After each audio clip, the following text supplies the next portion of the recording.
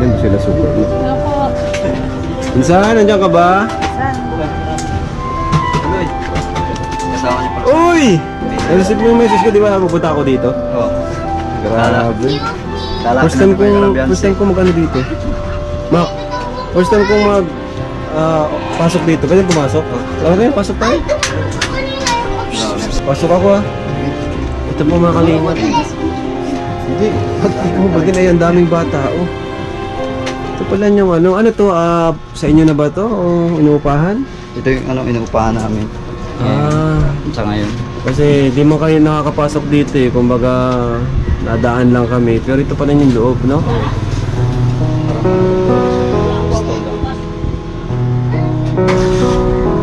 Maliit lang pala. Yes. Uy, sa kanya din. Ang cute ng batang ito, pamangkin ko na yan, ano? Ayan din, no? Ang laki na niya, no?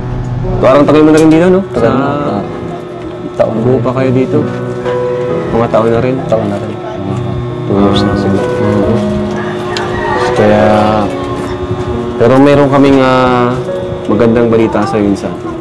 Pero ganun pa man insan, ano, yun nga, kahit pinsan mo ako, di ka man lang, kumbaga ano, di mo ginamit yun. Bakit ginawa mo? Ba't di ka ganun? Na di mo ginamit yung pagiging pinsan ko, pagiging pinsan kita, para yun, para ikaw ay makahingi ka agad or maagapan yung kabahay or anuman, advantage, benepisyo na para sa'yo. Kasi pinsan kita eh, di ba? Pero di mo inano yun, isinantabi mo yun. Hindi, kasi Ano ba talaga yung mga... Hindi, ang sa akin naman kasi yun, sa totoo lang, kay Kuya Bal, sa iyo, kay Ted, na malaki na yung naitulong nyo sa amin. Nung bambigyan mo lang ako ng trabaho, malaking tulong na yun para sa akin. Hindi ko na kailangan yung halimbawa, umpisa, ganito, ganyan, pahingi ako ng ano, ganyan. Paggawa mo ako ng ano, ganyan. Hindi naman kasi talaga, no? Si kay Kuya Bal pa lang naman talaga noon, malaking tulong na yun.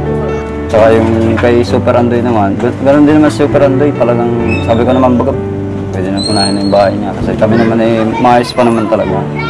Kasi para sa akin, okay pa naman ito eh. Wala naman problema yan. Kasi yung ano talaga namin, sa ganito na umiikot, halos sa araw-araw kasi dito na talaga umiikot. Halos minsan yung sarili mong bahay, hindi mo masikaso. Kasi pag di kami nagtrabaho, kawawa naman yung mga anak namin. Kawawa yung pamilya. Kumbaga sa yung kinikita niyo din sapat para magkaroon ng magandang bahay. Kaya karamihan sa mga karpentero, walang sariling bahay. Ito yung bahay nila, hindi nila nagagawa. Sa kahinsan nandito kasama. So tara, punta tayo dun sa sorpresa natin kay Supag mo. Tara, tara insan. Punta na tayo. Tara, map.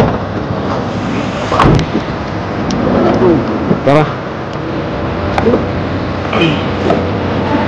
Ayan. Let's go. Ayan, sige, tali mo ko yan. Baka makita yung sorpresa natin. Si ano, okay na. Kahit si Ate Pep, kahit hindi na kapere. Okay ka na insan? Ready ka na ba sa surprise? Ready na na? Hindi pa umiiyak ha? Baka umiiyak ha? Ito si Kuya Jason oh, kasama ka. Isa sa mga original din. Si Makmak, isa na rin sa matagal na nating nasama. No? So, tara. Lakad tayo. Dahan-dahan lang. Naalala, kasaksiyan ito. Ang simula ng pagbabago ito. Buhay ni Supermac. Maraming pamanta pa tayo ng bahay. Yan. Ngayon po. May surprise tayo sa kanya. May ano ba? Dito.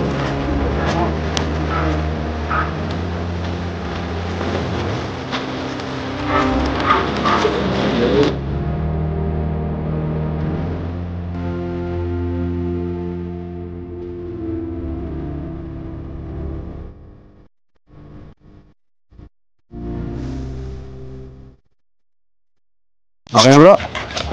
So, insan, at ready ka na, bubuksan ko na. Surprise dito ka maghanap. Ayan. 1, 2, 3. Tadan!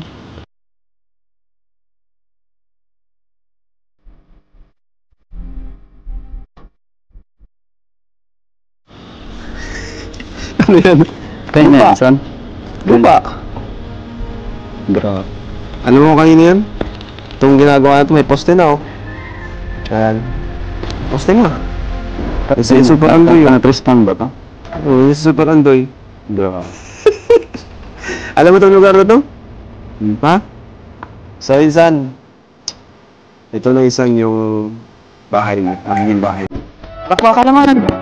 Grabe! Bro, balagpakan tayo!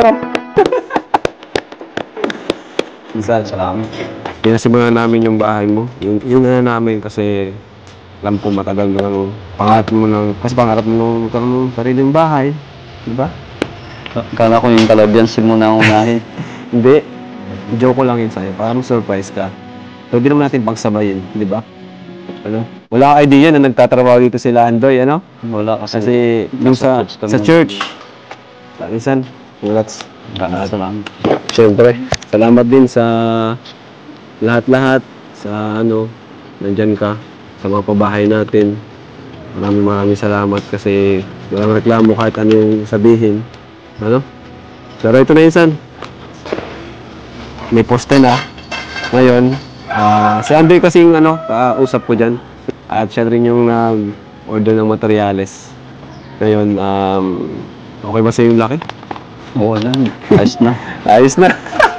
Ayos na yung laki o maliit pa? Hindi, tama lang. Kasi nabanggit sa akin ni Andoy, siya rin yung kinausap ko na tawag dyan, na maghanap din ng lupa dito. Kasi yung sabi mo, nabanggit mo rin na yung mag-aaral na nga itong mga anak mo, no? Mag-aaral na sila and gusto mo daw yung malapit sa school. So, ito na. Malapit to sa school. So, Insan, anong gusto mong sabihin, Insan? At parang na-speechless ka ata. Kaya nga, nagulat ako. Siyempre, unang-una nagpapasalamat ako kay Lord. Natupad na rin yung matagal ko nang pinapangarap na magkaroon ng bahay. Kay Kuya Bal, kay Ate Edna, siyempre kay Tita Edna, siyempre sa'yo, Insan. Maraming salamat. Dahil sa'yo na bago yung buhay namin. Kasi talagang kung tutusin, dapat wala kami sa ganitong sitwasyon ngayon.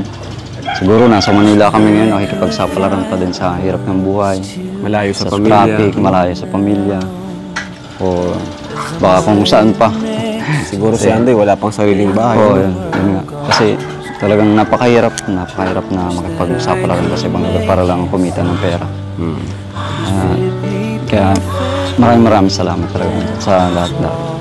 Grabe. Kasi napakalaking blessing na naibigay mo sa akin. Hindi ko nga din... Pasensya ka na kung medyo na-delay, no? Pero pag nagsabi naman ako, talagang tutuparin ko.